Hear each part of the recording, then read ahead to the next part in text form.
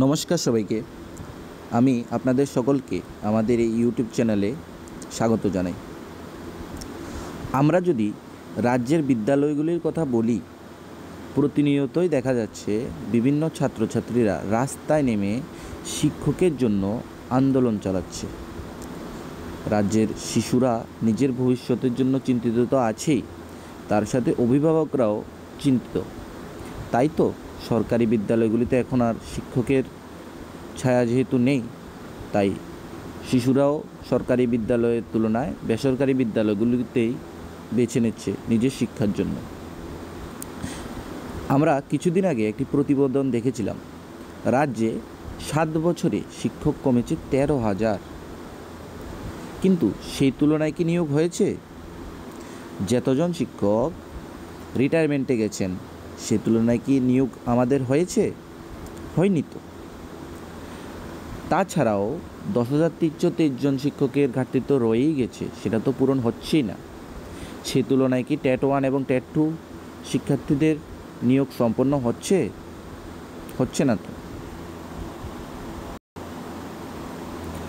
আমরা যদি 2024 সালের টেট পরীক্ষার কথা বলি, সেখানে টেট 1 পরীক্ষায় পাশের হার ছিল মাত্র 5.56, আর যেখানে টেট 2 পরীক্ষায় পাশের হার ছিল 4.92।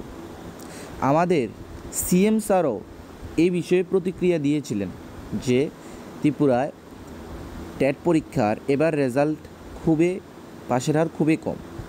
এই প্রতিক্রিয়ার ফলে ছাত্ররা তো বটেই, অভিভাবকরাও ভেবেছিল হয়তো তাদের নিয়োগ দ্রুত সম্পন্ন করে বিদ্যালয়গুলিতে যে শিক্ষক সংকট দেখা দিচ্ছে এটাকে দ্রুতই দূরীকরণ করা হবে।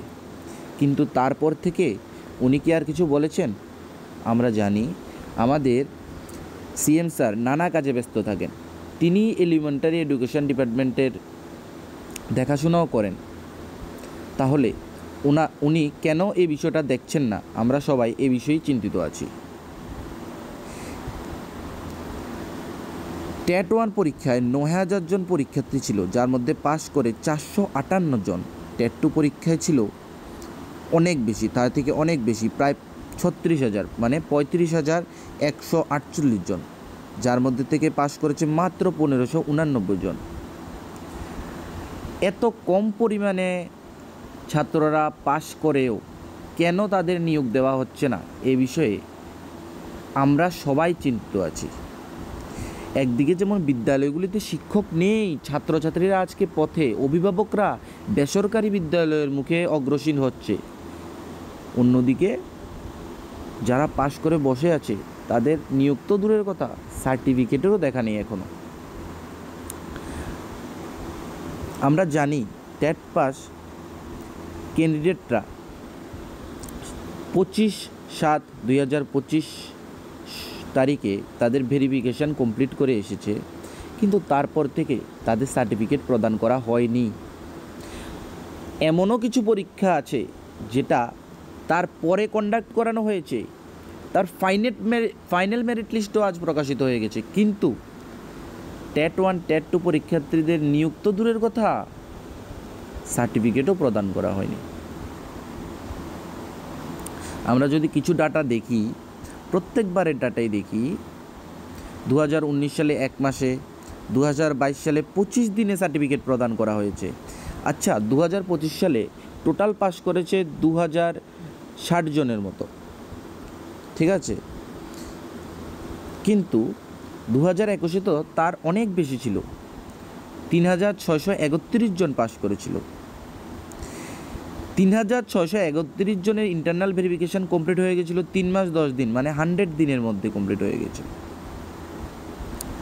আজ ওই তুলনায় 2024 সালে পাস করে মাত্র 2,047 জন, মানে আগের মাত্র 56%, তার মানে আগের অর্ধেক। সে তুলনায় তো ওই সময় যদি 100 দিন লেগেছে, এখন তো আরও তার হাফ লাগার কথা ছিল, 50 দিন লাগার কথা ছিল। আমরা জানি টিআরবিটি এবছর খুবই ব্যস্ত, তার জন্য হয়তো দেরি হতেই পারে, কিন্তু দেরিটা তো সীমিতর মধ্যে হতে হবে, ঠিক না? 50 দিনের জায়গায় 7 দিন লাগতে পারে, 65 দিন লাগতে পারে, 70 দিনও লাগতে পারে, কিন্তু ভেরিফিকেশনের পর আজকে 88 দিন হয়ে গেল, সার্টিফিকেট প্রদান তো দূরের কথা, এখনও লিস্টে বের হয়নি কাদের ভেরিফিকেশান কমপ্লিট, কতজন ক্যান্ডিডেট এলিজিবল। আমরা জানি টিআরবিটি অনেক কাজে ব্যস্ত, টিআরবিটি দিনরাত পরিশ্রম করছে নিয়োগের জন্য, কিন্তু ট্যাট পাস ক্যান্ডিডেটরা কি ভুল করেছে? তারা আগে পরীক্ষা দিয়ে এখনও সার্টিফিকেটও হাতে পায়নি, যেখানে অন্য বছরে সার্টিফিকেটগুলি 1 মাসের মধ্যে দিয়ে দেওয়া হতো। আর বিদ্যালয়গুলি এদিকে শিক্ষক সংকটে বন্ধ হওয়ার পথে। এটাই কি তাহলে আপনারা নিজেরাই চিন্তা করুন, পরীক্ষার্থীরা কেন পড়বে, ট্যাট পরীক্ষার জন্য কেন প্রিপারেশন নেবে যদি এই পরীক্ষা দিয়ে তারা নিয়োগপত্রই না পায়? এই পর্যন্ত ত্রিপুরা যত ট্যাট পরীক্ষা হয়েছে, নর্মাল সার্কামস্টান্সেসে আমাদের সিএম স্যার খুব ভালো, প্রত্যেকবারই খুব তাড়াতাড়ি নিয়োগ হয়েছে 2022-এর ব্যতীত, কারণ 2022-এ সুপ্রিম কোর্টের আদেশ ছিল। কিন্তু এবার তো তেমন কোনো আদেশ নেই, তেমন কোনো বাধা নেই, তাই সব শিক্ষার্থীরাই ভেবেছিল নিয়োগ প্রক্রিয়াটা হয়তো দ্রুত সম্পন্ন হবে। কিন্তু যেদিন থেকে ট্যাট পরীক্ষার নোটিশ বেরিয়েছিল ওই দিন থেকে আজ প্রায় 1 বছর কমপ্লিট, কিন্তু শিক্ষার্থীরা সার্টিফিকেটে পায়নি। ছাত্রছাত্রীরা রাস্তায় পথ অবরোধ করছে, তার ফলে তাদের উপর লাঠিচার্জ করা হচ্ছে, খুবই দুঃখজনক ব্যাপার। কিন্তু ছাত্রীরা নিজের প্রাপ্যটা কি পাচ্ছে?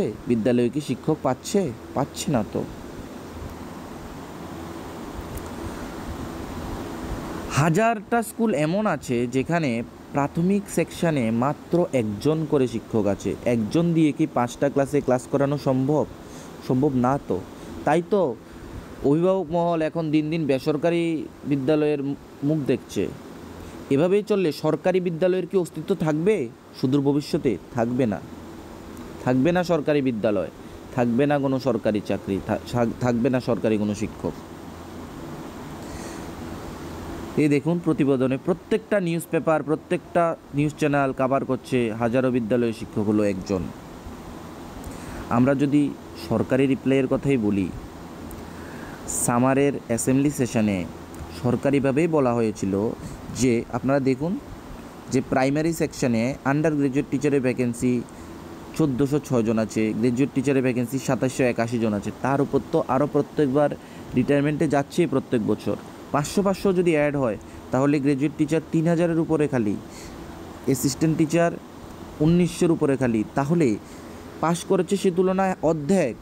গ্র্যাজুয়েট টিচার পাশ করেছে 458 জন, আন্ডার গ্র্যাজুয়েট টিচার, আর গ্র্যাজুয়েট টিচার পাশ করেছে 1589 জন। তাহলে তাদের সবাইকেও যদি নিয়োগ করা হয় তারপরেও তো অর্ধেকের থেকে বেশি পোস্ট খালিই থাকে। তাহলে কেন দেওয়া হচ্ছে না তাদের নিয়োগ? কেন বিদ্যালয়গুলির সাথে শিক্ষকের এত অভাব? কেন ছাত্রছাত্রীদের ভবিষ্যৎকে অন্ধকারময় করা হচ্ছে? এটাই আমাদের প্রশ্ন।